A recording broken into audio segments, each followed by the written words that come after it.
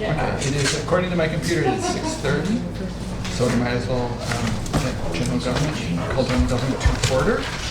I am passing around the sign-in sheet if you don't mind signing in. Okay.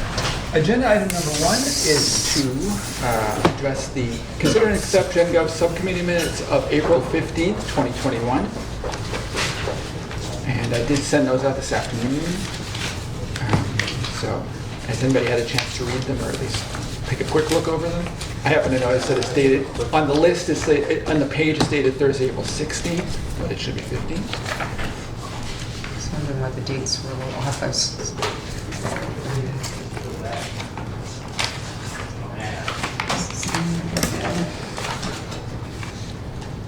I do have one question. Huh? Go ahead.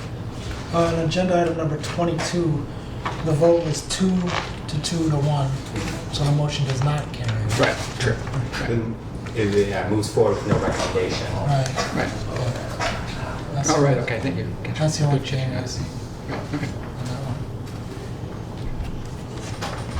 one. I'll move to approve the minutes as amended. I just wanted to add one thing, if I could, Mr. Chair. Number 20, you had middle, it says Ms. Clements doesn't believe in increases and said many people complained. I didn't say I don't believe in increases.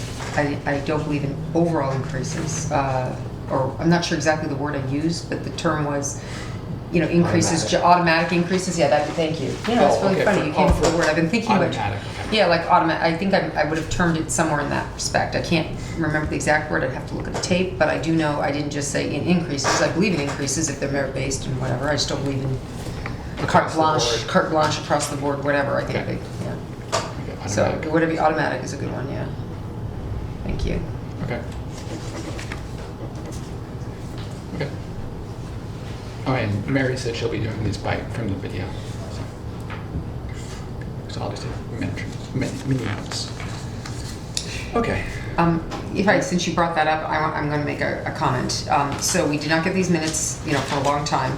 Yeah. And these are items that go to council. So the point of taking minutes for subcommittee, in my belief, in my opinion, is so that people who aren't here have the information. And if we're going to make recommendations or not make recommendations or any of that comes out of subcommittee, it needs to get to counselors. Okay. Counselors may be invited, but if they can't come for some reason and don't have what happened in subcommittee, it does us no good to have 3-hour subcommittee meetings and then not get the information to the counselors. I understand that the premise is also that a chair will speak at a council meeting based on, according to each subject matter that comes up onto that agenda. Right. However, I have watched sometimes, and that does not always happen in its thoroughness. Sometimes the chair isn't there. Sometimes the chair doesn't remember. Sometimes much of what has been discussed it is not covered at all. Right. So I don't want to, belabor this, but the idea of having subcommittee and talking about things is to make sure that there's public information out there. And I feel that you're looking at minutes from April when all of this has gone by now. And as I said, these minutes never got to, and these were all about the budget. And these notes should have gone to counselors prior to their meetings so that they have something to look at. So they have some understanding of what was discussed and maybe what concerns were raised that they didn't think of. Right. So I'm bringing that up. It's a point to be made, and I think that future, at least in this, all I know is about this one. I don't speak for any other committee, but as for our committee, there has to be a timely manner in which this happens, and that's up to you, Mr. Chair. So from a business standpoint, I have to make that statement because it's been bothering me for some time now. So, Any other comments or questions about the minutes? So we have a motion. Is there a second? To Second. approve as amended. Okay. All those in favor? Okay. Item number 2 is the minutes of April 21st.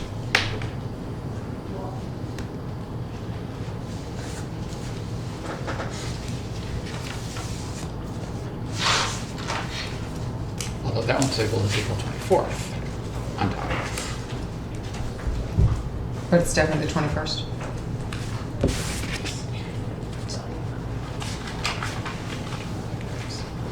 Before the motion. Of According to my calendar, it was the, 21st? Because 24th is a Saturday. So it's just- Good. Mr. Chair, through you, I do have a question about number 11. Why was it postponed? I feel like maybe when we postpone something, other than saying postponed, it should have a reason as to why, so that way the general public who...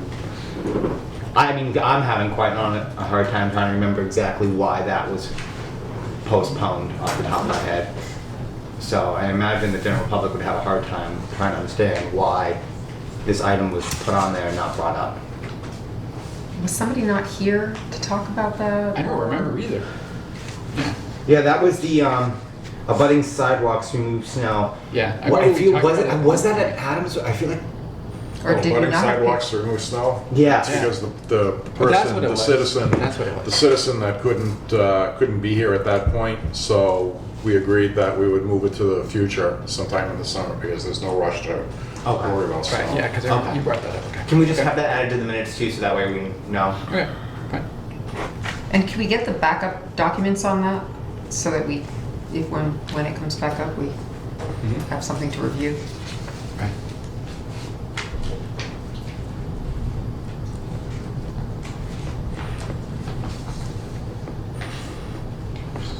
Okay. That's bylaw number 7-406, Mr. Chair, just. Okay, thanks. And we also have some minutes from previous discussions, like a year ago, where we talked about the idea, and then we decided not to do anything with it at the time. I don't recall the whole, I don't recall, and then the idea of the 3 readings, sending it for 3 readings. We never did. Yeah, right, no, I know, never did. I'm just saying, I just don't recall the reading of it. Like, and I was at this meeting, so I don't recall. Could be old age. Yeah, well, no, in this case, we never did anything with it because Yeah, but I remember we don't reading. know what the proposal was to change it to.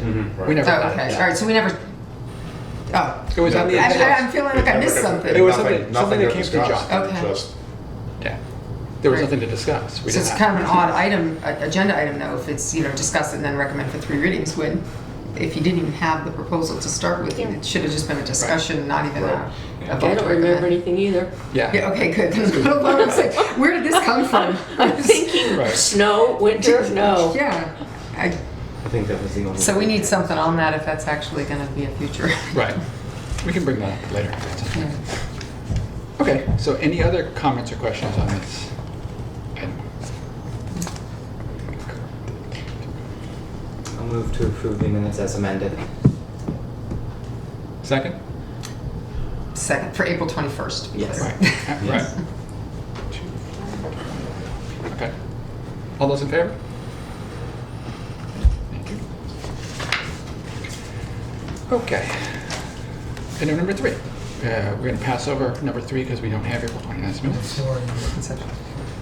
Item number 5 rather, is review and discuss the draft historical commission demolition delay bylaw. So, would you, Arthur is from the Yeah. commission, you're on the Yeah. commission too, right? Yeah, all All 3 three of of us you, are on okay, commission. okay. I'm the chair and Ellen is the vice chair. Okay. I'll just kind of give you a brief history of where we got to where we're at today. Okay. We started this pretty much about 2 years ago. I guess when the demolition of the Beechwood took place. Back, I think it was January, February is when they started with discussions. So I guess it's time we gotta get a demolition delay bylaw in this town. There's a lot of towns, we have, I think it's 160 of them now, that has demolition, bylaws. We're one of the few that don't have them yet. So we started looking and we said, well, let's try, instead of trying to create the wheel, let's just look at what all the other towns did.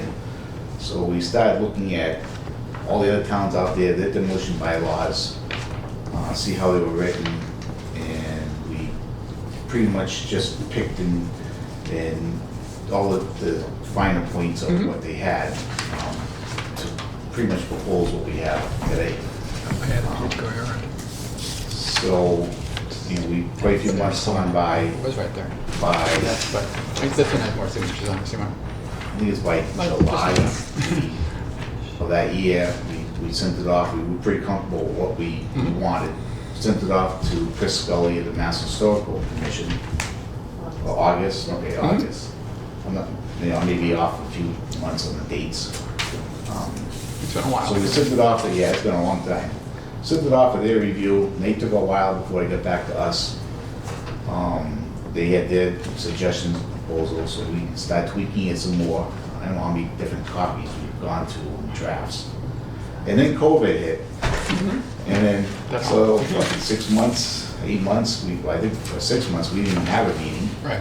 And finally, we started doing the remote meetings to get back on schedule. And towards, I guess, the end of last year, beginning of this year, we said we got to, get the bylaws moving forward again. So then we went over that. We didn't really know where to go. We assumed it was general government that would be the committee to go to. So we sent off a copy of that to town manager, Mr. McCall, for his suggestions, look over it. He did respond, gave us his suggestions. And I can address those, because I didn't get back to you on that, but I can address those for sure. Okay. And here we are today, with pretty much the copy that we came up with for the draft. So that's kind of how we got to this. Okay. I mean, it'll have to be structured in the same way Right, we structure our bylaws. I think for his first question, he commented it wasn't numbered. Yeah, right. Or paragraph or anything, and we didn't know how to go about that because we don't write bylaws in terms of structuring on, we don't even know what category we're going. Yeah. A lot of the ones that we looked at from all the other towns, a good portion of them weren't even numbered. Right. And then some were just kind of generally numbered, and then they were numbered to their towns. Sure, right. So that, we definitely need help on that for sure. Okay. Yeah, that's not a problem. I mean, I know in the past when we've had to do bylaws, we did basically just compare it to our own existing bylaws and just kind of number it the same way. So one of the other ones Mr. McCall suggested was, he thought the 24 months was maybe too long. We looked at, actually, there's one town right now that just passed a 24-month bylaw. I think it was Medfield or Medway. Let's see what that is. A bunch of them have 18 months. The majority have 12. And they're actually starting to push towards even longer. Because I guess with the longer the demolition delay bylaw, the better the chances are for preserving, buildings being lost. It gives you more time to find alternative uses to it. So we want a bylaw that was strong, wasn't weak, to preserve our town assets. So we picked a lot of the best portions out of all these bylaws that we found, and some were even more strict than that. Like in one of the bylaws, we have a 300 a day penalty if they destroy a town, to take a building down without a permit. One I just looked at today was $1,000 a day, payable to the town of Southbridge. So, they're all different. They're constantly tweaking and constantly changing them. But we felt 24 months it seems like a few towns are going in that direction. The whole purpose of the demolition delay bylaw is to preserve our buildings, at least the ones that are worth saving. There's probably a few that may not be worth it, but at least the architectural gyms, the ones that should be saved, should be looked at being saved. So that's how we came to the 24-month time period on that. Okay. Another thing we looked at is for what years the building should be in. There's some say 50 years, 75 years, 100 years. One of the requirements on the I guess the National Register is they look at a lot of buildings as being at least 50 years older. So, you know, a good portion of them were in the 50-year range. So we saw at 75 years. Maybe it was I think it was between 50 and 75 years. According to Mass Preservation, they recommend that it be within those 2 years. So we went with 50 years. Because we have a few buildings here that's at least, you know, 50 years old, not quite 75 years old. They could be on the National Register for architectural. There's a glass house up there on Kathy Lane and Bruce Lane. It's an architecturally unique building. That potentially could be, you know, listed someday at the National Register of Historical Places because of the way it's designed. So we've went with 50 years. And I'm not sure if there's some other questions you got. How do you identify what a significant building is? In the bylaw, you say you make a determination. I got a copy of it that we listed.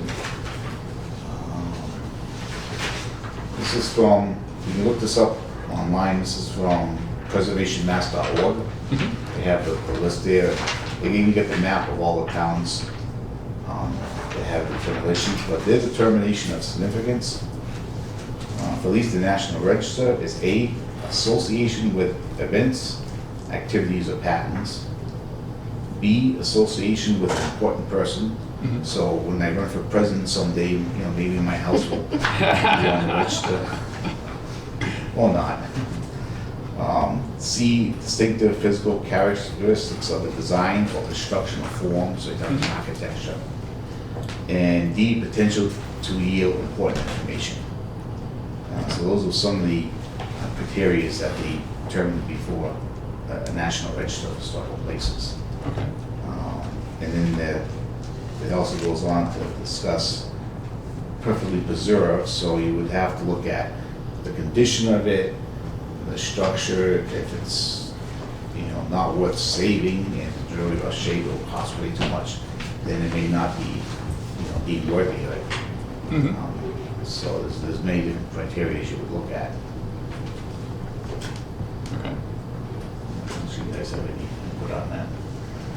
It would be like preserving the original Southbridge credit union, where it's sitting empty right now. Right. It is on the historical register to be able to preserve it because it is a significance in many ways between the architecture and who used to live there.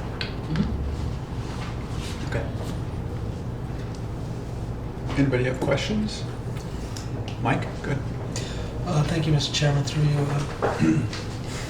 Looking at this bylaw and reading the town manager's comments, I would have to agree with the town manager, the changes that he's making here.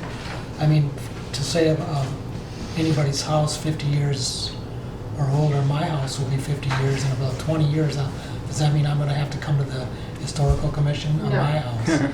That's the other issue. I would think that you probably, just going through the state law, I went through the state law after reading this, and maybe we should create a historic district so it just doesn't cover the whole entire town. I know that there's maybe some special cases, but a historic district, in my opinion, would make more sense. I know the state also says that the owners need a 20-day review period. I think you only gave them, I don't think you gave them 20 days. But the state law says they're entitled to a 20-day review period if they're not happy with what you want. Also, there was one here where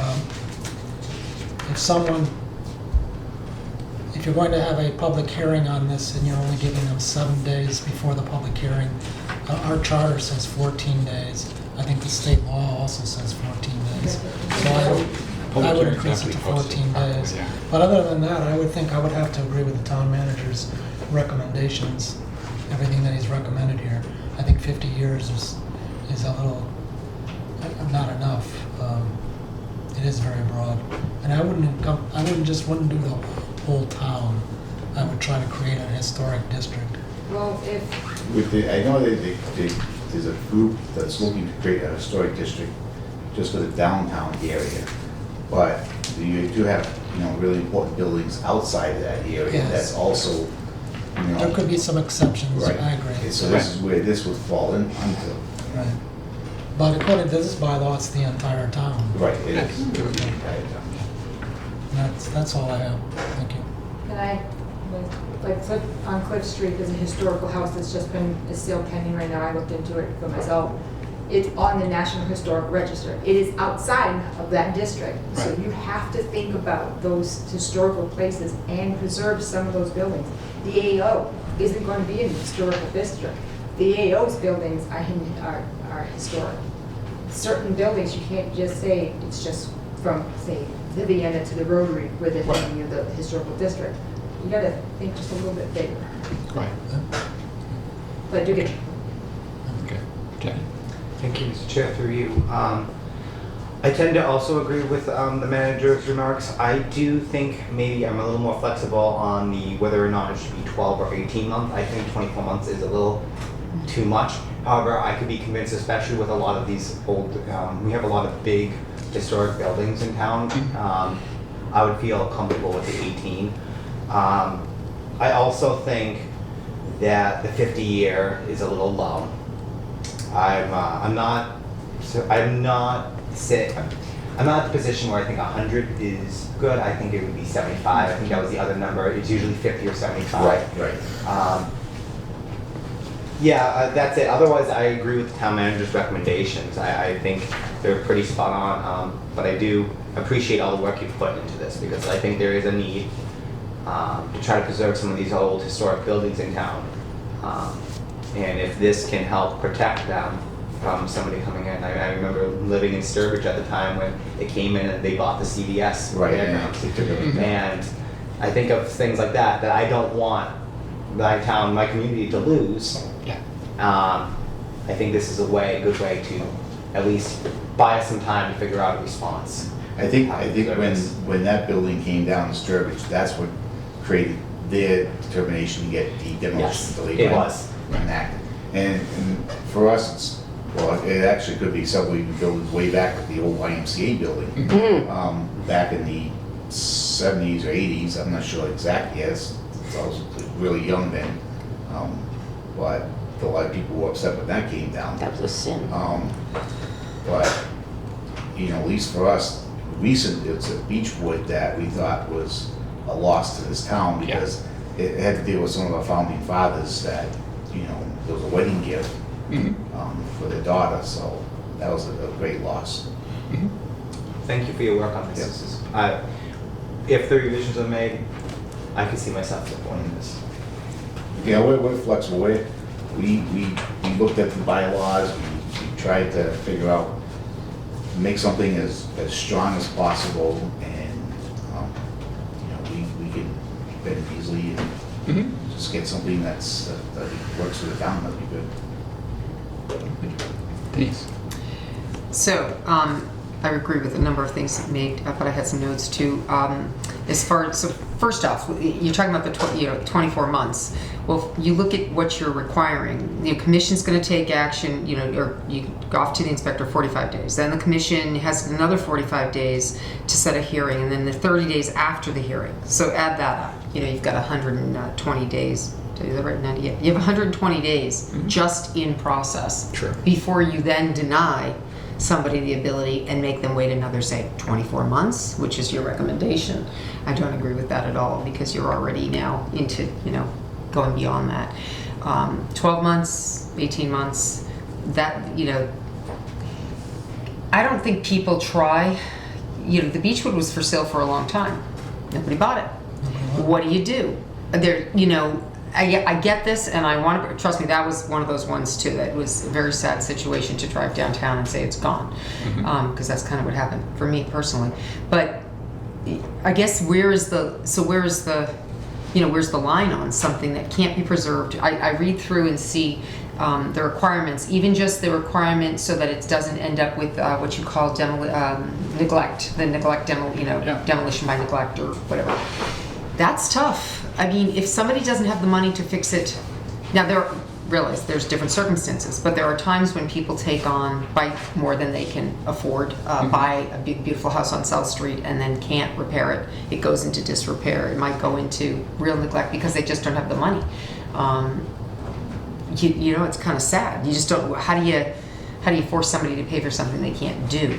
I guess ultimately part of me has a problem with that. I understand what the concept is. I understand what we're trying to preserve.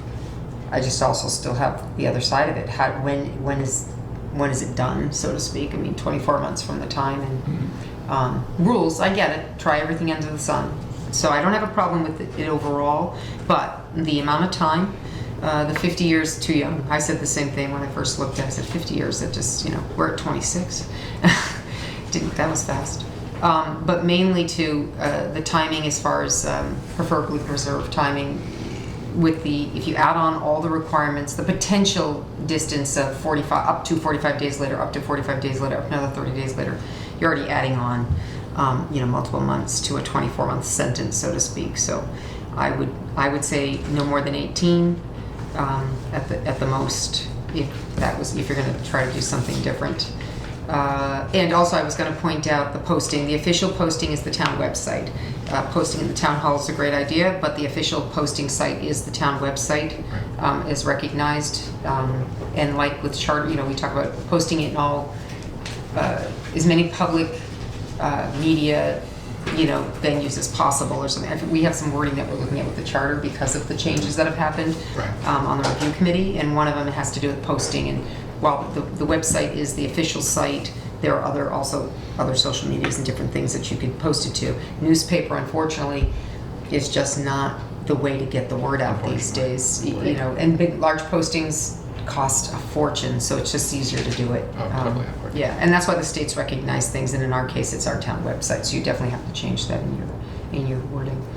I think those are mostly, everybody hit on all that stuff. So the historic district, you know, that you make a good point there. It's like where is it the whole town? Hey, I was just down at, you know, you look at the Delahanty building, you look at, you know, the areas down there, and you say, yeah, that's historic. So how do you, and that is historic. It's on the registry. Yeah. Our town is pretty unique. It started a long time ago, so it's got a lot of stuff. But which ones are the most important to preserve? I guess then that falls under the commission, or between the commission and the building inspector. Right. So I think it just needs a little more work and tweaking. And Okay. Yeah. Martine. I do think we should get at it fairly quickly because I think the credit union building, I can see the wrecking ball, you know, hitting it now. And that is a beautiful building. As for a historic district, some of our most historic districts are out in the Denison area of town. Certainly the Globe Village, certainly, as you said, a beautiful house on South Street. We can't just say it's the center core because our town isn't built like that. Our historic, there's Sandersdale, there's the Globe Village, there's the center. Shuttersville. Is it Shutterville? Down by Westville. Yeah. oh, I don't know that. The Westville Dam. Westville. The shuttle shop was there. They made shuttles for looms, and they were the world famous. Gosh, missed that one. Westville was a service side. My aunt worked there, Shutterville was the so. Southbridge side, and when the dam took it over, they started moving roads around, and they called it Westville. Much that went The in time, there, I Dick think Harwood. perhaps we could solve part of the time problem if we said from the time it was first brought to the historic commission or the town council or whoever will decide they bring it to, from there until the end it would be 24 months rather than going through all those steps and then starting the 24 months. Well, that would make the commission move a little faster than if they really wanted to. Yeah. Because I found 45 days it seemed long. I mean, because doesn't like conservation, you have time, you look at a problem and then you have, so I didn't think 45 days seems like a very long time to either be able to determine that you want to try to save it or not, especially the initial look at, you know. Seems So like if if the we- commission wants it, then they gotta meet and get it done. Yeah, so if we Yeah, I think started we that, looked that at- was day Yeah. one, and then, you're right, but then you get things like Christmas and New Year's, and you can do 45 days Really in easily. 5 minutes. Yeah, true. Should it be 45 calendar days or 45 business days? Is there, Mr. McCall, is there like a standard? Is standard usually the business days when it comes to stuff like that? I mean, Usually business days, you give them, because that gives you the benefit of time. Yeah. And people don't calculate weekends and holidays in the business days. Yeah, that's what I was thinking. So that could be actually written in business days. Yeah, yeah. right. Okay. It just seems like you're kind of holding someone hostage for, or a developer anyway, I would say developer. It doesn't have to be a developer like a big thing, but it could be just a person buying another property that has gonna build a new house or build something. You're holding them up for 4 months before you even hold them up for 2 years or something like Yeah. that. So I just find that to be a lot of, a long time for someone to, then you probably lose them. You probably lose the sale to begin with, so then what? Then you might have a dilapidated building left in town that might have been something new, but somebody didn't want to wait because it was, yeah. And how do you determine it's, you gotta wait 12 months and you haven't even Yeah. held one hearing yet? Right, Sure. Yes. right. So it's a tough, this is important because this changes a lot when it comes to future endeavors, from others, outsiders or anybody, Right. insiders or outsiders who might come and Right. settle here. But we want to maintain Mhm. the tenor of the town. It's a Mhm. beautiful little town. Mm-hmm. Mr. Manley? Not to cloud things, but I know in the last time I was in, one of the things that the Historical Commission did during the delay was they went in and inventoried, photographed, documented everything inside the building. And I was thinking, you could flip it around a little bit and say that they're allowed to proceed on the earlier of the 12-month or however many months after the permit is issued, or the Historic Commission relinquishes, they could make some provision where they could vote and say, we've exhausted all of our options, we've documented the inside, it's been 6 months, we don't need to hold them. You could have something in there that allows you to relinquish it earlier, if you so choose by a vote of your commission. Like a first right of refusal pass. Yeah. No, but- We're trying to keep it simple, but Yeah. No, I know. But that's kind of Just a- give you something that's- out if you yeah. want. Well, I know we're talking about it, the 45 days wasn't to hold anybody up. It was to be able to go in and give us time to document, like the Beechwood, we had asked Yeah. permission to go in and take photographs and document, and we got nowhere, but it gave us that a little bit bigger window to be able to go in and document inside and outside. Mhm. So if it does have to come down, it's historically documented. Yeah. If that's the case, then how would you be able to do that even with the bylaw if they don't allow you to go in? I mean, it's still a private property issue. Well, we put it in the bylaw as photography. There is a page part of it in there. Yeah, but the point is still, it's still private property. Yeah, They can just say, we just don't Well, want you then we're here. not going to allow them to take it down. And that would be a way of refusing us. We would be saying no. It's not cooperating. Okay. I believe it's worded that way. And that's, Procedure. It's under procedure. Okay. No demolition permit building which is founded to be a significant building should be issued without the following provisions by the bylaw. If the building is unknown of age, it shall be assumed that the building is over 50 years old with the purpose of this bylaw. An application proposing the demolition of the building subject to the bylaw shall file with the building inspector an application containing the following information.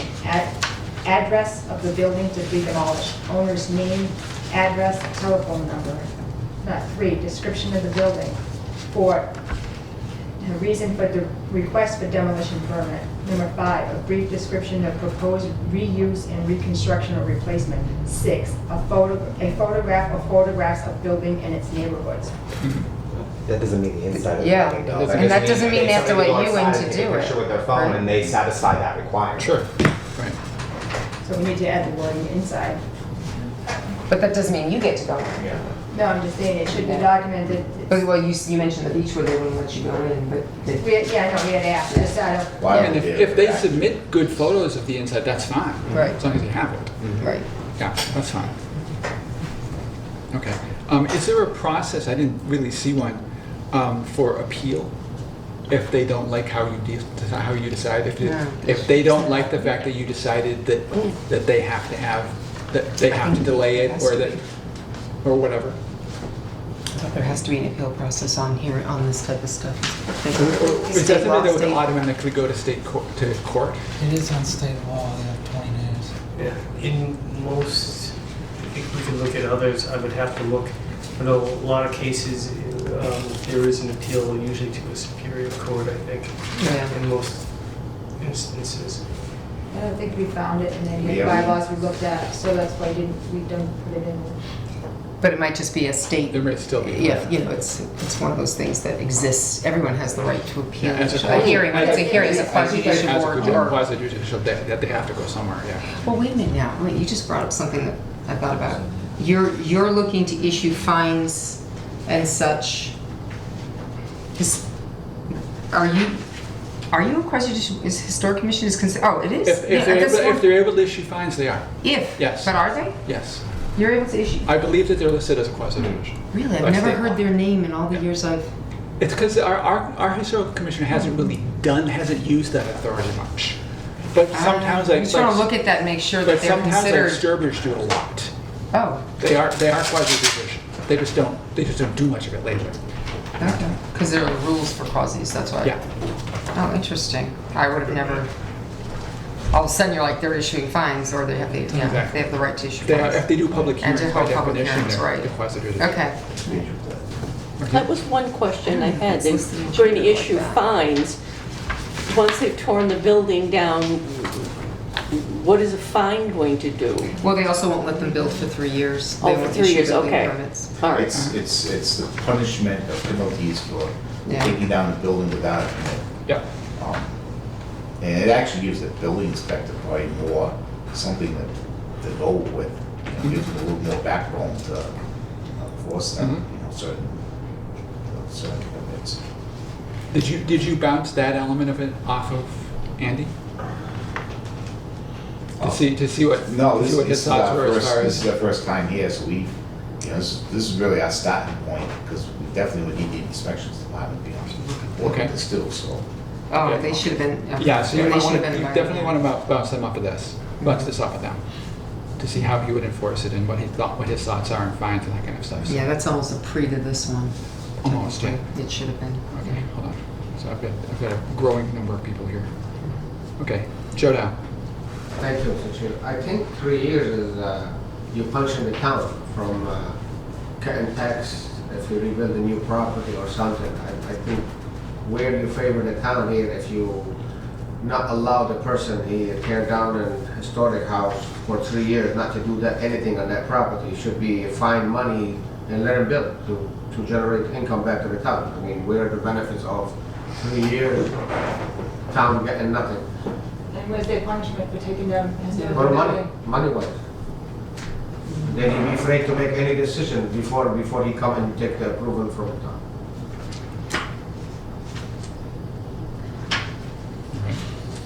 Okay, I saw Helen and then Helen. So, Helen. To go back to the photography, if there is in the bylaw responsibility of owner, there's 2 paragraphs. The second one says, in order for the historical commission to keep proper historical documentation of said property listed at the historical register, the historical commission will be allowed by the property owner to take exterior photos if vacant, interior photos such as dental details, mantles, periods, fixtures, circuits. I don't know if that. Dental details? It's House. dental molding. The fancy molding. Oh, okay. That's if they're on the register, if they're already on the It does register. say that. That's different, yeah. Yeah. What if they're not on the register? I don't know if it's 50 years or But the- older, or however it is, maybe we can, I don't know, See, that's to get permission. That's kind of a catch, because they may not be Or on the provide. register, but they fall within the 50, 75, 100 year time frame. So if we added, if they could provide, It's hard because, especially if they don't do it. Right. We lost the interior of the Beechwood. I was able to take the exterior photos, a lot of detail, the roof design, the moldings, everything else, but it's just to be able not to have that significant, to be able to add to the history. Right. Yeah. Helen? I hope the bylaw passes in some way, at least it will be a beginning, but whether or not it does, I think it's really important and the responsibility of the town to start some kind of a fund for historic restoration, as many towns have. I know there's a lot of other things the town needs, but it could be built up from year to year, and then who knows, if someone like Dr. Thomas, who had the Beechwood, couldn't sell it after all those years, maybe the town would make an offer and purchase it and preserve it and find some way to use this building. But to just let it go down the way it did was a travesty. I mean, I can barely go by that site. I feel terrible. Now, people who don't care about history but care about their town, they may say, it was just a building. But that's not true. I really think a fund is necessary. We're not a rich town, no doubt about it, but we could start with at least a little bit. There must be some way to find money to do something like that. Other towns do. I don't think it's a pie in the sky. I think it's our responsibility. It sounds like something maybe that could go through to redevelopment authority. Oh, For at least part of town anyway. Dave? sure, just to bring up what Lindsay brought up. I do believe there are grants out there for historical buildings that the town can apply for. I don't know the whole process of it, but I know I brought that up about 3 years ago for the town hall. And I brought it up a few times, so I don't know if that's something that the historical commission can actually take a look at with the help of the town. Oh, yeah. To put through that, so. You can I definitely think that's you brought up too as well. Many communities use those kind of historical commission grants to help repair town buildings. I don't know if they're usable for private buildings. I don't know. But that's certainly a good place to start. Like, our town hall needs work. I mean, we've been, $100,000. writing the AO and the Rich Valley, we would write a lot of tax credit letters. And, Oh, sure. So there's money there, and they get some type of kickback for that process. Right. Can I just make a suggestion? How about, Sturbridge has theirs and stuff like that. If you guys sit down with them and said, okay, what's your process here? How do you guys go about doing this to bring about funds? Have you gone to local businesses or even state representatives to see if there's any way that the funds could be available and then start something through the town accountant? So I would just, that'd be maybe a start too as well. That's good. Not be a bet the will. We haven't gone Sturbridge, so. Great idea, thank you. But Just thinking about those areas. Good idea. Okay. Does anybody else have comments or questions? John? Thank you, Mr. Chair, through you. I just have a question. If I read the bylaw right, in order to be considered a significant building, the building has to be of a certain age. Yeah. So what happens then if we, suppose we were going to move it to 100 years, just to throw a number out there. We move it to 100 years, and the owners of the Cole Street Glass House want to demolish the building. Now, we know that building was built in the 60s, so it's nowhere near 100 years old. Would they be able to just demolish the building? Because you couldn't consider it to be a significant building. Sure. Right, because it wouldn't fall under this category. It falls under. Okay. I noticed too, and I was reading again, you guys do have, there is the out, the building inspector may issue a demolition permit for preferably preserved building at any time after receipt of written advice from the commission to the effect that either the commission is satisfied that there is no reasonable likelihood that either the owner or some other person or group is willing to purchase, preserve, rehabilitate, or restore the building, or the commission is satisfied that 24 months the owner has made continuing bona fide responsible efforts. So you actually have it's not and, it's an or. So they do have that written in already as far as the ability to make a decision within the 24 months. You have to have it in there. So just saying that fail safe, so to speak, if there was nothing that could be done and it was deteriorating. That's good. Just saying it's there. So that's good. I mean, that's a that's a reasonableness. So. Okay. Any other comments or questions? So what's this committee's pleasure as far as what we're doing with this? Do you think it needs to go back to more work. It needs a little more work. I think they need to go, your steps are, you've got to talk to inspections. Okay. You've got to get their input. There's no doubt about it. Take some time to go talk to Sturbridge or another historical commission that's really active. Well, even, yeah, I mean, that's Talked good. about that. That's, we Right. pulled We pulled, all these, Sturbridge, Revere. Randolph, we went through all of them, Mhm. looking at their demolition delay bylaws. Right. That's where we pulled the final parts of them all.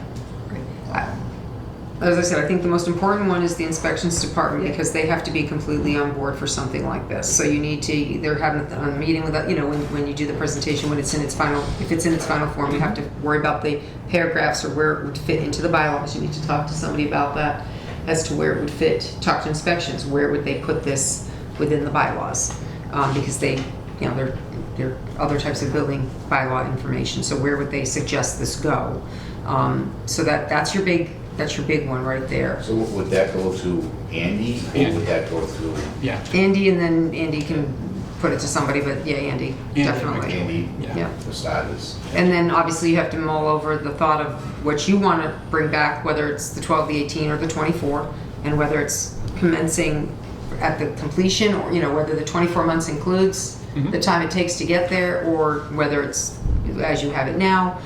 So you come back with that stuff done, documented, written up, and then this goes to council. It has to be in a form that can go to council. Right. That's standard bylaw procedure for council. They need to receive it in the form in which it's going to be. So when it goes to council, does that automatically be numbered in paragraph? Or Yeah, council's not going to do that for you. I mean, you bring it to us in to them. in How bylaw do form. we do that? Just take a look at the existing bylaws and just kind of set it up the same way that the other ones. Right, I the other mean, ones with have. numbers, but it may not be set up with what it should be eventually in the bylaws. Well, again, you can get some advice from Yeah. town manager and from Andy. And, yeah. Yeah. Yeah, I think getting the right chapter and number may not be the issue, but underneath like Article 1 definitions, Article 2 emergency, and then you might have an A and B, just so that when you refer to somebody later on, you might have its bylaw chapter 7-303, but then under section 1 definitions or section 2 emergency, that's how you'd cite. I can show you some Right. examples. Yeah, that's part of it. Mostly it's making sure the bylaw is right and enforceable and all that with the inspections. Numbering is important, but it's got to work. What you've got written, your words have to be enforceable and have to be meaningful and have to be able to be executed, acted on legally. Because usually with something like this, would you just review or would you end up having it checked out? Or I guess going through inspection should be close to being enough. I mean, I don't know that there's quite a few examples, and I had looked up some before that we could go back and forth. And I think I have one with an appeal process in it, so we could steal from the others. I think I've seen in the applications, there's that site preservation.org. If you go on there, there's another downloadable section that has all the application forms from all the different towns, that they're all written differently. And some of it may have appeal process in that application for Right. demolition. So it's. That's the other thing, out you'll need to there. have that, you'll need to have all the ducks in a row Right. when it gets, Right. because you'll But have. we figured we couldn't write that yet until we get this Mhm. figured out for us. Right. Yeah, that kind of stuff would be all in your procedure stuff. That wouldn't be in the byline. Yeah. Right, but I mean, as far as the applications and Right, stuff, you the have to have it actual all- physical have to ones, have the gazette, once it yes. goes to readings, you really should have that stuff Oh, totally. in order, Totally. because then whatever happens after that's done, 14 days after the final reading, it can be effective, so Right. you might be finding out you need to put some applications out. So, Right. Absolutely. Okay. I make a motion to refer this back to the historical commission for further consideration or revisions. Is there a second? Okay. Any further comments or questions? All those in favor? Thank you very much for all the work you've done so far. Yeah, Thank you, that was good discussion. Feedback. Do you have a rough idea of how long it might take you guys to to make the revisions and bring it back? Since it seems like all these committees meet once a month. No, we can meet anytime. We meet whenever we We want. can meet, yeah. Yeah, Well, our next meeting is gonna be next Thursday. okay, So that's, where we're gonna, we discuss this with everyone. okay. And, you know, that, I'm gonna try and make a push to, you know, get these moving quicker than Good. what it has been lately. I think this is a priority, so. Okay, So we gotta meet twice a month, so be it. Right. okay. We've done it before. Okay, cool. Excellent. Well, just let us know when you're ready. So, and yeah, bring it back up. we'll discuss that next historical commission meeting, see where most of the members go with this, Mhm. and create changes or, you know, figure it out, and then I'll contact you. Okay. How many members do you have? I mean, four? We have or 6 here? currently. You got 6, okay. There's 4 of us here, Helen. Yeah, I know. And we still have room for one more. Okay. It's a good committee. So, Mr. Adams, could you put that in your little Facebook blog? I sure can. Thank you. But I will. Oh, sorry. Can you send me an email just to remind me, and then I'll throw it out there. You I got was it. wondering if you still had a spot or not. I wasn't sure. Okay, cool. Well, thank you very much for all your work, and thanks for coming Thank you for your down. time. Okay. Item number 6 is revisit the 2/19/19 and 3/5/2019 discussions of the Mass General Law, Chapter 39, Section 23D, known as the Mullins Rule, that allows members of municipal boards, committees, and commissions who hold adjudicatory hearings to miss a single prior hearing and vote by certifying in writing that they have examined all the evidence received at the missed session, yada, yada, yada. And I brought that up considering the fact that we were, you know, kind of, because of all the COVID stuff, and I figured it might be time to revisit this and see if it'd be worth considering again, and see if it'd be worth working on with some of the commissions that. My initial concept with it was actually a little bit less than that's a little bit different from the Mullins Rule, although I think that's relevant too. I was thinking also in terms of maybe if we, as a committee, as a council, whether we want to consider the idea of revisiting having or allowing some members to participate remotely.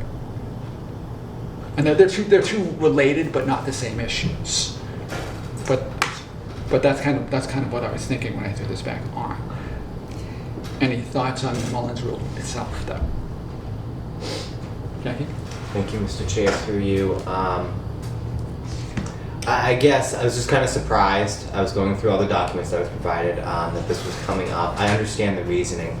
I guess on your last comment, I think I want to wait until I see what the state does, and in particular the governor is proposing for how they want to amend open meeting law to reflect remote participation. Right. I think that's something that's been talked quite a bit Right. about getting change at the legislative level, so I'd feel more comfortable waiting on that. Okay. On the Mullins Rule, I guess my question is, how much of a problem is it that we have to really consider this? How often does it happen?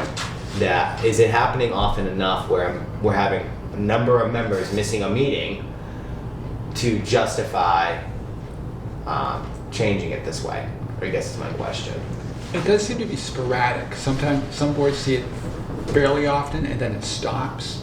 Some boards, from what I understand, haven't seen it at all. So, Dave? Thank you, Mr. Chair. I would say, last time I saw this was a couple of years ago. Yeah. That was with the planning That's board. what That it was is. the only board that I remember that even happening to since I've been on the council. So I don't know if it's just,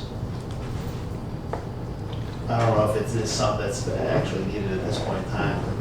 I know Concom has had issues with quorum.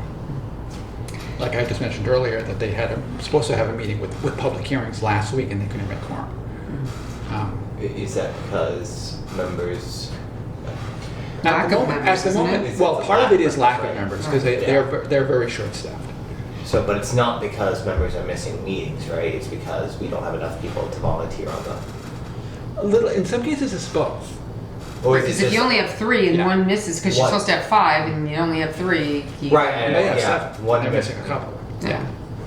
Well, And we've had, I know you mentioned the planning board, that has been an issue in the past with the planning board, although not terribly recently. And I remember the Board of Health brought it up once a while back. I don't know about like zoning board or some of the other boards that have had.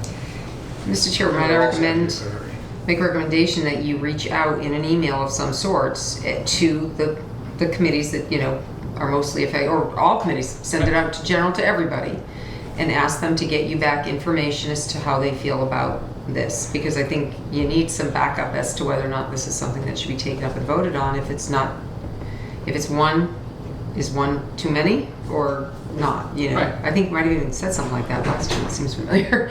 But you need, you know, to us taking it up is nice and it's an agenda item, but the reality is without that kind of information, it's kind of, we're spinning our wheels. If the other people don't care, if they don't need it, if it's not necessary, we're just kind of wasting our time talking about it.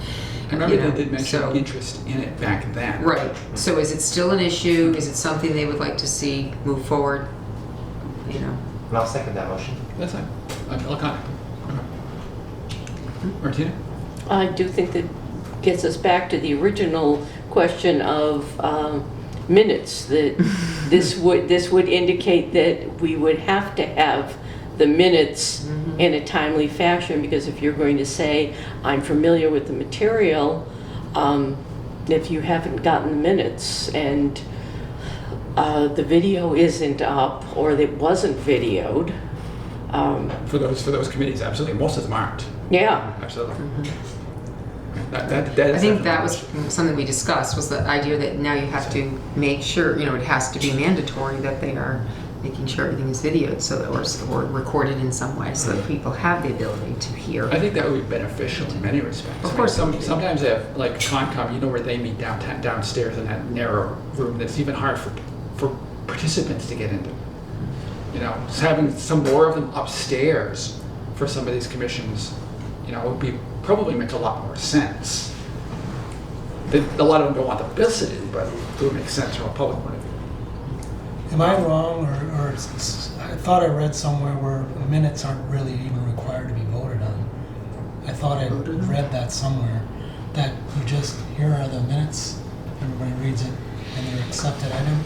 I've seen some committees not even take votes on it. No, The school committee doesn't take votes because they're not our minutes, the town, the receiver's minutes. We can't. They couldn't vote on anything, really. Yeah. Robert's Rules Other of than Order, which is membership. what we go by, you know, that's the Does it standard. require? Okay. Standard, and the state requires minutes be kept. I'm not sure the official word on a vote on, but minutes must be kept at all Yeah. public meetings, so as a Mhm. record. Right. Even if you do a recording, that's not, you know, they need to, well, I'm not sure if they may have changed that recently or not, but I don't know if it has. because of the Zoom That stuff. may be But, what they're talking about. yeah. So Probably that, remote participation would probably be a better idea. Mm-hmm. More people would attend meetings if they could do it I remotely. think we might get more people interested in coming to meeting or volunteering too, if they know there's a little more flexibility to be able to participate. I Of course, we could I have personally can't stand it anymore. I mean, we could talk about two Staring different at that levels of computer, remote it's like participation killing too, whether from members and for the public. but we Yeah, can't, that's all. so keep in mind, Slightly different related issues. Jackie was very correct. I mean, until the state decides how it's going to be, Oh, totally. Again, we're spinning our wheels. Secondly, one of the reasons that it was a problem in the past to vote yes on something like remote participation was due to the fact that you have to be able to do it. It has to Right. be, everyone has to be heard. You still have to have a quorum of your member, you know, your voting members. There were different rules of how that was supposed to work, but I know for Southbridge, each committee could not guarantee that everybody could be heard or seen or whichever way you wanted to do it. So Right.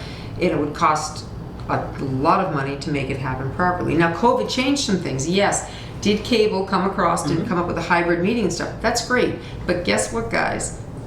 Now that I'm on the committee, that's not something they put a lot of extra time and hours beyond, because hybrid was great, except that it took 3 people to make it work. And Right. they just don't have those hours in their budget to have people there constantly. And they were doing the best they could to make sure that important meetings were done. But you can remote by phone too. You can, but everybody, you have to make sure everybody can hear and they can hear you, and there's just some. And by law, Yeah.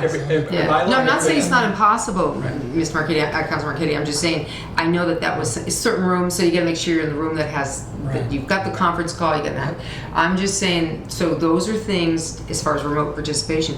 But I'm saying, one of the things as time went on, and the cable was having some issues with how many meetings, and regular subcommittees were asking for hybrids, which were becoming a problem. I'll be honest with you. I was hearing a lot of that because of the time. So I said, tell them no. I said that. Tell them no. You'll record just like any other meetings. They can go on. It doesn't have to be instant on like a council meeting, which is very important, or a budget meeting is very important. But when it came to subcommittee meetings, you can record them, push a button. They know how to do that. Anybody can push a button. Happy to set it up. We talked about the idea that the group could have brought in laptops and could have had a Zoom meeting or whatever, GoToMeeting, virtual and alike, without having cameras on them. And then that would be recorded, and then it could still be played on, still be edited and taken care of by cable. But we did talk about that possibly when council first started to sort of come back, but that never came up, and that was like, it was going to be a big topic had this continued. But since things seem to be back to normal, because we just couldn't, there was not enough hours or manpower. They need more people. That's definitely an issue. So just saying, those were some things that I discovered were issues going on in the cable office, because cable isn't just about meetings. Cable, the public access, which is paid for by the viewers, is about programming. Sure. Not just government programming, but community programming. Right. So if they are always doing meetings, they can't do community programming. I mean, talking like going to the library, You're going right. to the schools. So Totally. I'm just bringing that up because it kind of was a whole lot of stuff that got dropped in the last few months. And they were happy. They were glad it worked. But I'm glad things are going back to somewhat normal.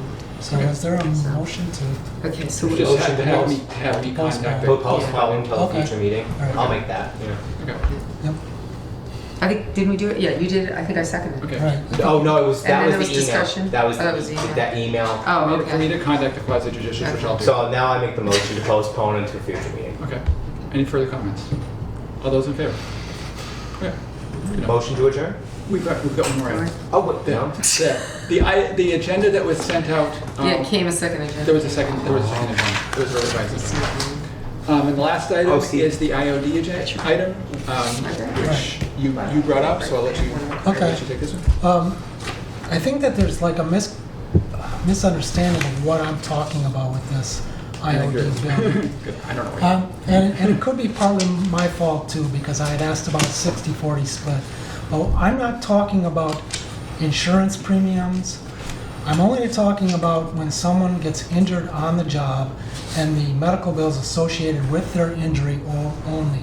Now, correct me if I'm wrong, but if someone's works for the DPW department and they get injured on the job, they qualify for workers' comp and their medical bills are covered.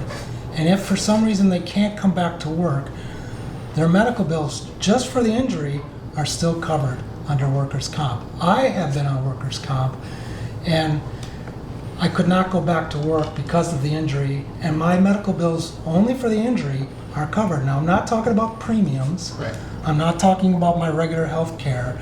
If I go to the doctor and he says you have high blood pressure, that's not covered. If I go to the dentist, that's not covered. So that's not something that I'm talking about. I know that I asked Mr. Lamica to come here tonight because he did say that his dental was terminated. But that's not what I'm talking about. I have to pay extra money for my dental. All I'm talking about is my injury is covered. Only my injury only is covered under workers' comp. Now, from what I can understand, police officers and firemen are not covered under workers' comp. So if they get injured on the job, their medical bills are covered as long as they're still working. But once they stop working and they go on the town's health care, the out-of-pocket expenses for prescription medicine for their injury is no longer covered. So that's all I'm talking about. I think I may have confused it a little bit when I asked about a 60-40 split, because then you started talking about all of the retirees. I'm only talking about firemen and policemen who are not qualified for workers' comp, and only the injury that they received when they were working. That's all I'm talking about. I think there's maybe 13 of them. Unless I'm wrong, I think there's only about 13 of them that were injured on the job, and their prescription medicine for their injury only is not covered. So that's all I'm talking about, and I apologize if I confused it at all. No, I think this may be best resolved offline with a couple of hypotheticals with Melissa Zawadzki, who does the insurance, because I've been essentially a conduit with the questions you've had to go back and forth. Right. My understanding, you're correct. If it's not police and fire, we go through workman's comp. If it's police and fire and they get injured, they go file a 111F. That's for the injured on duty. And our insurance carrier, Maya, typically covers that. I'll prove that I read the rush report. Yes, they fell off the ladder, so we determine it's a legitimate work-related in the line of duty. It's covered. Now, the issue that came up with that particular individual was they couldn't come back to work. And at that point, they can get a disability retirement. Now, I'd have to go back and refresh my notes, but I think the disability retirement that police and fire get is different, maybe different than what somebody who doesn't come back to work on workman's comp, because they get an accelerated disability. They get an automatic increase in years. Now, it may not be seen as a benefit to somebody who's been on the job for a long, long time, but if a younger person gets injured, they will move them up on the percentage scale, I think, to 72% as a minimum, where most people would have to work 25 years or so to get up that high. I also understand, and we'll have to get some clarification on this, that there is some level of insurance that we get that covers an injury for up to 10 years or a certain dollar amount that people can put in. And that's where I think you and I would be best served talking to Mrs. Zawadzki. And we could then answer that, bring that answer back to people. But I know during some of this, it was explained to me, we got the Maya rep on the phone, that when somebody gets injured, we cover that person from the date of that injury for a certain period of time or a certain dollar amount, whichever they reach first.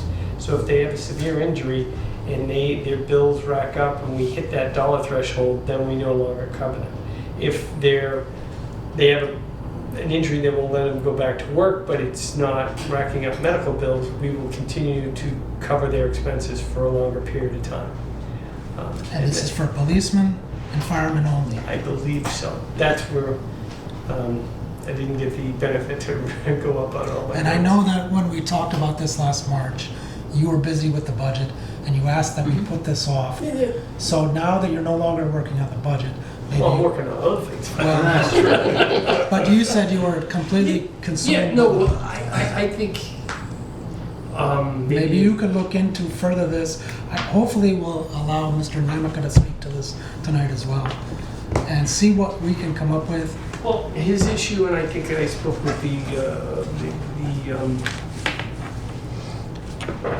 treasurer, I think our bylaw says that once someone retires, for any retiree, we don't cover dental. No, and I'm not talking about dental. I'm not talking about dental. I thought you said my that he only, was- no, my thing is the injury that they received on the job, out-of-pocket expenses like prescription medicine for their injury only. That's all I'm talking about.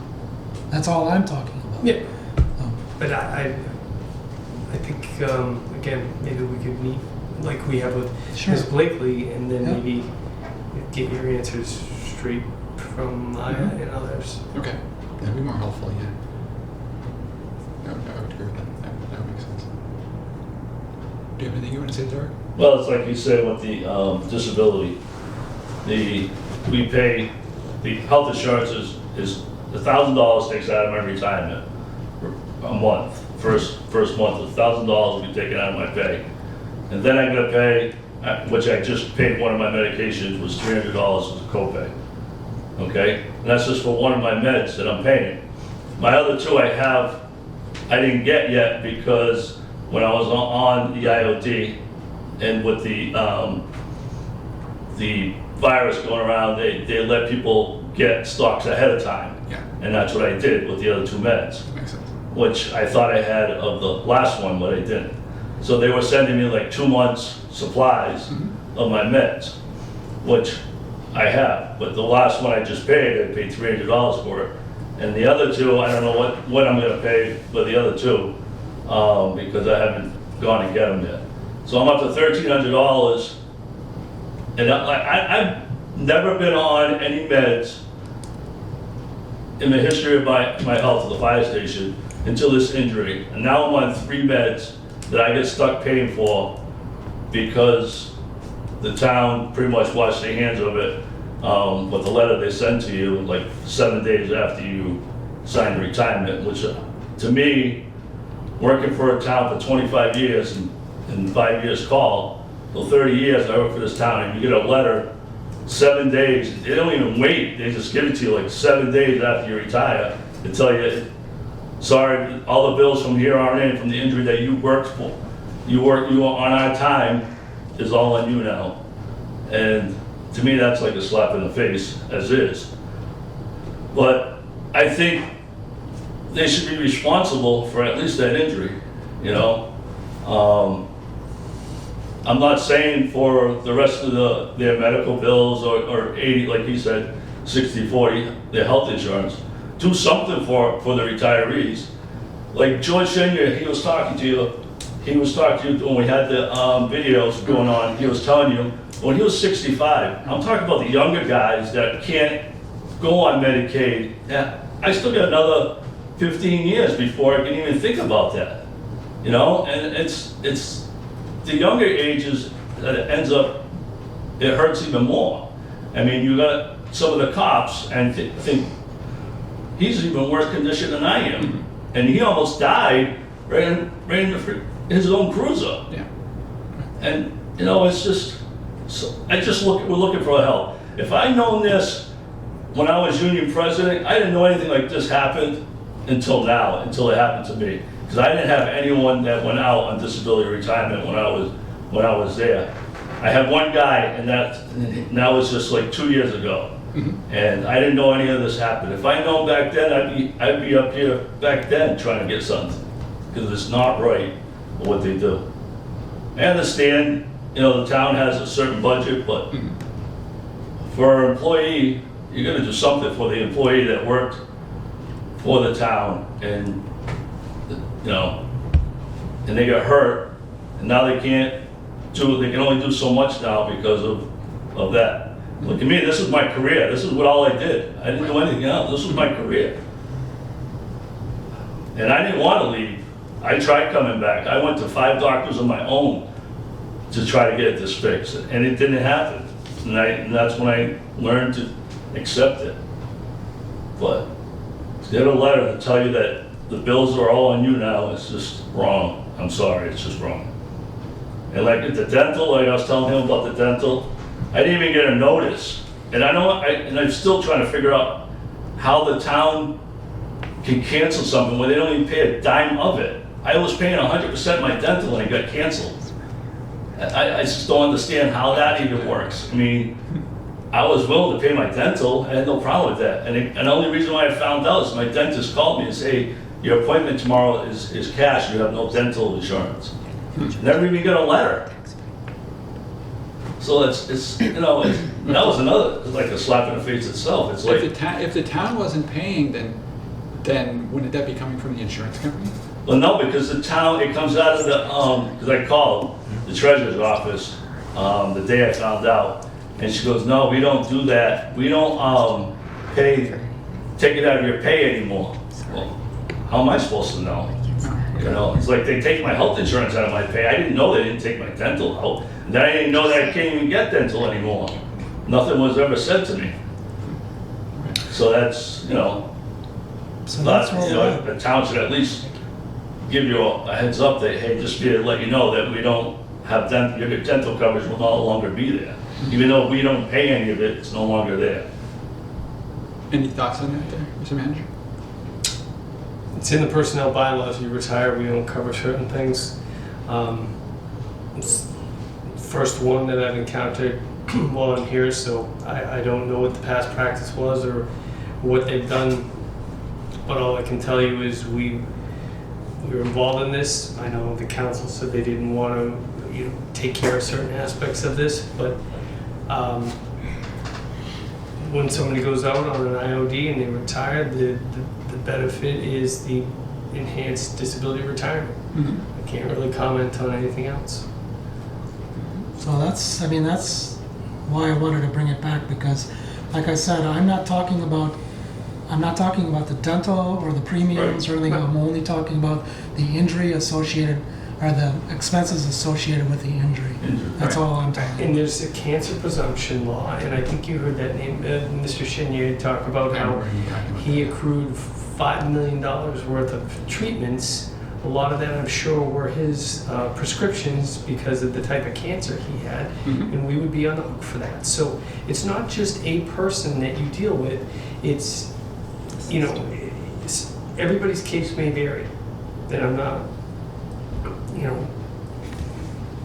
I can't be the determiner whose case is more severe, but if we want to treat this, you'd have to give the same benefit to everybody. But somebody's case may be more egregious than somebody else's. Well, but I've never heard of somebody going on workers' comp who had cancer from a job. I've never heard of Yeah, that. but there's cancer presumption in this state. Firefighters, and I believe they may be looking at it at some point for police because of the toxic materials that they can be exposed to at a fire. I know when I worked with the police departments, they didn't want police officers going to crash, like trying to extricate people out of vehicles because they don't wear turnout gear. And that's why we have 2 sets of turnout gear across the street, and we have decon rooms, and that's what they're looking to expand in the new fire station. That virtually any cancer that a firefighter gets during the course of their life, whether they're on the job or maybe in after, can be attributed to their time in service. That's why we did the cancer screening. Right. Okay? It's a very complex situation. There's no doubt about it. It's just, how we, I'm happy to, as I said, sit down and answer more questions.